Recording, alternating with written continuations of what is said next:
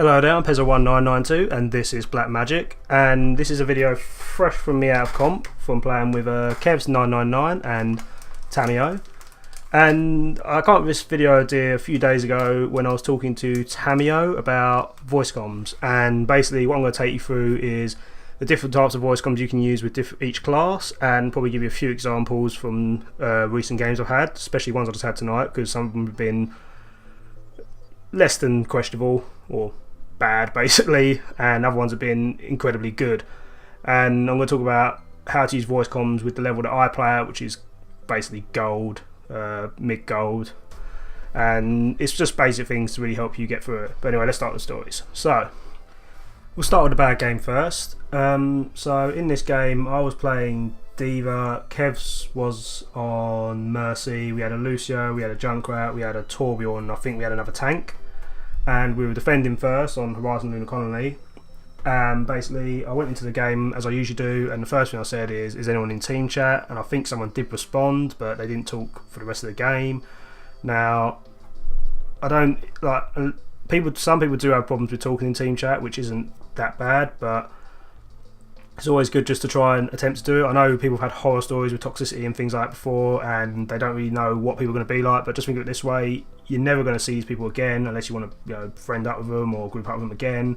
You never have to talk to these people again, you just basically have to talk to them in this game for a short period of time, and if you have problems with them you have the reporting system to report them for bad voice communications or harassing voice communications. On top of that, you can just mute them out of chat anyway, so it's always worth just trying to do it. And even if you are really scared of doing it, just go in for it, guys, because I didn't used to like talking on the mic, but I just kind of work through it now. But anyway, the guy started talking and then he just stopped, so in the end I think it was just me and Kev talking in the chat, and it's alright for me to be calling out targets and saying, oh, this is here and that is there. However, sometimes I do notice it myself. If I notice people are not talking back to me, it's just a thing that I do. I kind of stop talking myself, because I'm thinking, well, I'm telling people what to do or telling people information and they're not listening, so I'm not getting it back.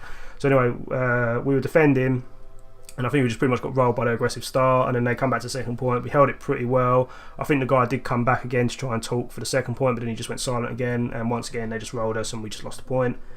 And then we went on the attack, and I think Kev picked Lucio, but there was a Lucio man in our team and he decided to play Junkrat instead. And then Kevin decided to go to Lucio, and I think we had and I said, oh, Kevin, swap to a soldier, maybe he'll switch over to Lucio. And I asked him to switch and he just didn't respond and say he's Junkrat. So I said, Kevin, right, if he doesn't swap to a healer, just go back to Lucio like you're going to do. And I played Winston in that game, and once again I tried giving call out information to people, and no one really not they weren't listening. I don't know if they weren't listening. I think we had about, well, it says on my thing here we had 2 people in chat, which must have just been me and Kevin.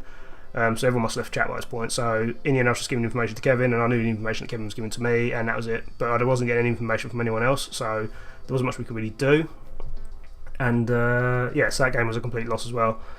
And then after that we had a similar game where it was just a case of we joined and there was no real communication. I can't remember exactly what happened, but I just remember there was little communication, and like I said, when people are not talking to me and I'm not talking back to them, it's really hard to kind of give out information and call out. So I kind of just in my head just go quiet and go silent, and yeah, so we lost that game as well. And then we had a really interesting game which I think Dan joined after that point, and what was it? We were playing on the first game Dan joined in, we were playing on a 2CP map. Now certain maps as well require different voice comms, and I think the ones that require the most information on are 2CP maps, because when you start on a 2CP, basically the attacking team has the biggest advantage because they're closer to the map, and the defending team has a bad advantage because they're quite far away. But then once it swaps over, it becomes the defensive team has a good advantage, and then the attacking team has a bad advantage. And on these points you need such precise communications. You need to be able to coordinate your ults so well together. You need to be able to know what targets are down. You need all the information you can get. I know you have the kill feed to check who's died, but just people telling you that this person's down, the mercy's down, and the res has been used. Even people calling out ults and things like that, it's just so handy. So yeah, on 2CP maps I do think you need a lot more communication.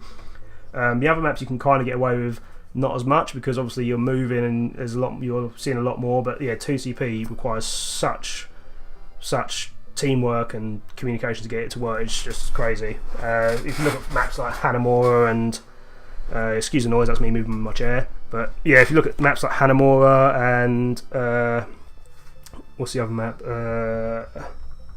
Horizon Lunar Colonies, a 2CP map, and you heard about my story on that earlier. I can't remember the other maps off the top of my head, but yeah, maps like that, you just really need a lot of communication. But anyway, so moving on, we had another game after that, and it was on Eichenwald, and we had someone join the team chat, and he was quite talkative, and straight away I said hello and all that, and started.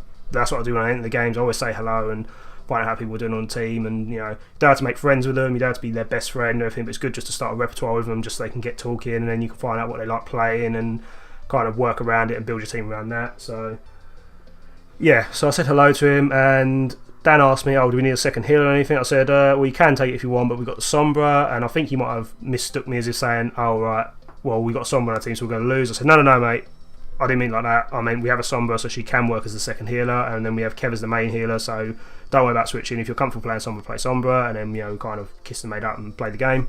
But yeah, we had a really good game of that one. We did lose it, just because of the fact that I think the team that we were playing against were just outplayed us and played a bit better than us. But the guy we were playing with, he was talking quite a lot, and there was another guy on the team who wasn't talking, but he was in the team chat, and he invited me to be his friend after, so we just carried on playing with him. And then after that is when the other games started happening. We had a similar situation where I straight away joined the game, and like I said, as soon as I entered the game, I ask hello. So yeah, good thing to do when you start the game is always say hello, either in the typing chat or the voice chat, and just ask if anyone else is in voice chat. And if people are willing to talk, they will talk straight away, and if they aren't, then they won't, pretty much. But yeah, so anyway, we joined this team chat, and we had a Zarya in this team, and we had a flex guy who's like, I can flex and play with whatever anyone needs. I said, well, we already have 2 healers on the team by the looks of it. We have 2 tanks, so you can play a DPS, and I think he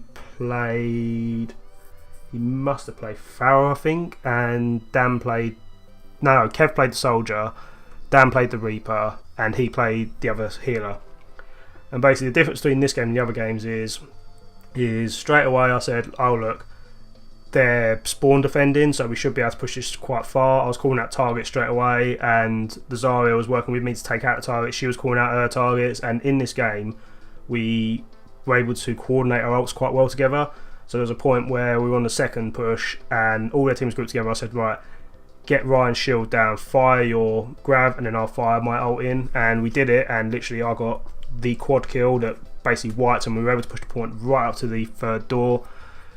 We come through, and then that's on that last point. I do kind of think it's a bit kind of skewed. It's really hard to kind of push it there, and you know, we kind of just lost because they had quite a lot of ults, and they just kind of outdone us. But we got it quite far into the door. Then afterwards, we were on defence, and once again, just down to simple team communication and just giving information to the team. We were able to just kind of just hold the point and push them back. And you know, we had the Zarya saying, oh, my ult's ready, I can combat with someone. We had Dan, who was giving out information because he was quite far ahead, saying, oh, this is what's coming through the choke. We had me saying, right, this is what we're going to do, and basically doing what you should do as a shot caller, which I'm going to explain in a second. But yeah, we just managed to hold the point. We won that game. Then the game after, which I think was the last game, was on Watchpoint Gibraltar, and once again I joined the chat, said hello, spoke to the other people on the team. The soldier straight away in our team just said, hi, you know, what do you want me to do? And he basically did everything I expected DPS to do, which is not shot call. I expected him to just, you know, call out targets and everything. And he was asking me, right, what do you want me to do? And I was saying, right, get on the high ground, and I'll protect you with my shield if I need to, and I'll if I was playing D.Va, I'll defense matrix you, because I was playing Winston as well. And yeah, basically just from talking and communicating with each other, we were able to combo ults. Like every time the D was there, I said, right, get D out of a mech, and then you can mow the team down. And I think we pushed it quite far to the third point, but we were just outdone by ults, and I think we just lost it because I was off the point and I was getting my mech, and yeah, so we lost the first point. But then when we were defending, it was just a case of we were communicating well. We managed to just outplay them again, and Soldier was listening to me and was like, right, I'm going to stay up here, and Dan was saying, right, I'm down low, and Kevin was calling out everything from behind because he was the healer. and we were able to just hold them at the first point, and Soldier just wiped the team with an ult after I said get D out of a mech and you can ult them, and once then blown his ult and everything, and we just literally wiped them and held the point. So what I'm going to do now is I'm just going to break down what I expect to hear from my team when they play. So as a DPS, it's pretty simple. When you're just, when I say DPS, I mean basically an attacker or defender, but there are a few exceptions which I'll explain in a second. But when the basic things of an attacker and a defender is, you basically call out what you can see. So you go, oh, there's a soldier on the left, there's a tracer flanking, they're pushing in from the front. You give basic information to your team, because all you're focused on is dealing damage and taking out the enemy team, because if you're killing the enemy team, then they're not killing you, and you're holding the point better, and they're just not going to push through if you're killing them. This information will be fed back to like the tanks and the healers, and they'll be like, okay, fair enough, we know what's here, we're alert now, and we know what's gone down and everything like that. So yeah, just basic information. The only exceptions to this rule is kind of like Widows and Honzos, only because they have abilities that can give information to the team, like like Widow's ult can see the enemy team, and so can Honzo's locator arrow or whatever it's called. But yeah, they can use that, and they're usually quite far back with the healers as well, so they should be able to like also take in information and give it to the team, but they're also trying to deal damage, so I expect them just to be like a regular DPS. Especially at the rank I play at, I don't expect them to be doing all the big kind of things which they should do. Then moving back, your next line is the tanks. So they're going to be in the front, and they're going to be basically dictating what your team should be doing. So when I say dictating what they should be doing, I mean just telling them, mainly because they're in the fight and their main thing is to absorb damage, soak damage, and give all the information they can to the team. They're meant to basically say when they're going to initiate the push. Like I play D.Va and Winston, and once again there's exceptions, like D.Va and Zarya are more like supplementary tanks, and Roadhog's more like an aggressive tank, but you can shot call with most tanks if you know how to play it quite well. And yeah, basically you're just going to dictate what your team does. So you just say, right, I'm going to dive in with Winston, I'm going to drop my bubble here, and then the soldier's going to go behind and flank, the Mercy's going to stay back and heal and don't dive in with me. I always say to my Mercy, don't dive in with me as Winston. Or I say to my healer, don't follow me in unless I'll come back to you for healing and all that kind of stuff.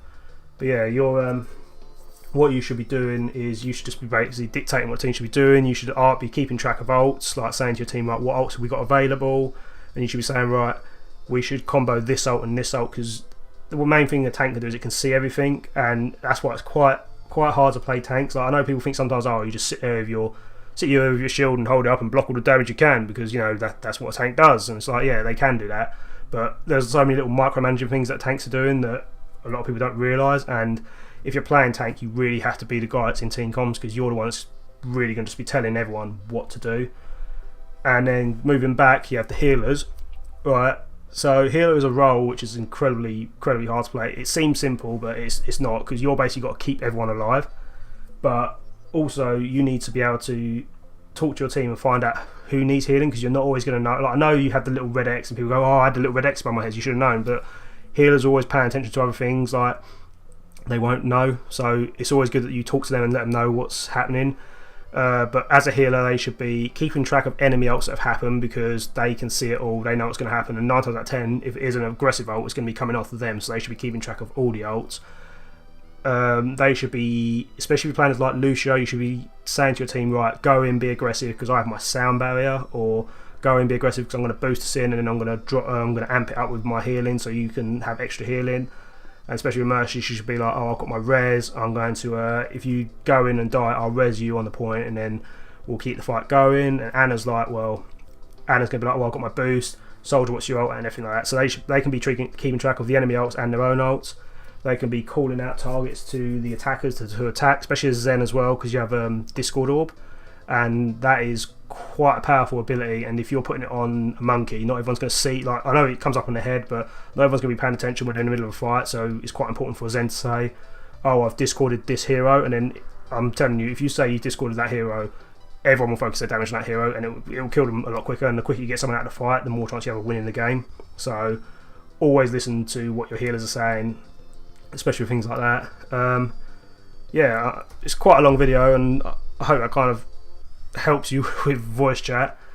Yeah, last thing I'm going to try and get onto is don't always go on at people to join voice chat. I know I've just said it's always important to try and join voice chat, but some people may have issues with voice chat, like they might not be comfortable talking to people just because of either previous experiences, or they might just have anxiety issues and things like that, so you shouldn't force it on them. But just because they're not talking, sometimes they are listening. And I know I said sometimes, for me personally, it's easier if people talk back to me, because when I'm talking to people, I know I'm talking now and I'm just rambling, but it's just because I'm trying to get everything out of my head, which I've just played with tonight, and you guys are listening to it. But yeah, it's hard for some people to talk and then no one talk back to them. They feel like they're talking to themselves, and it's just like, well, it's a bit weird, I'm talking to myself, so I'm going to stop talking. But yeah, even if it is like that, sometimes people are listening but they're just not talking, so it's always worth just carrying on talking if you feel like you should.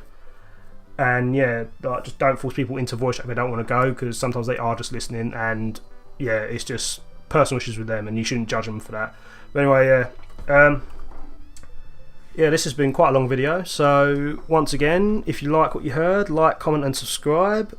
Follow me on Twitter at Pezzo1992 and Twitch on the same, with streams on Friday from 8 till late, with Saturday on 8 till late, and sometimes any other streams maybe on a Sunday and a Monday. I know we've got a bank holiday coming up, so I might do a full weekend stream after Friday, because I'm going out for a nice evening out, so we'll keep it at that.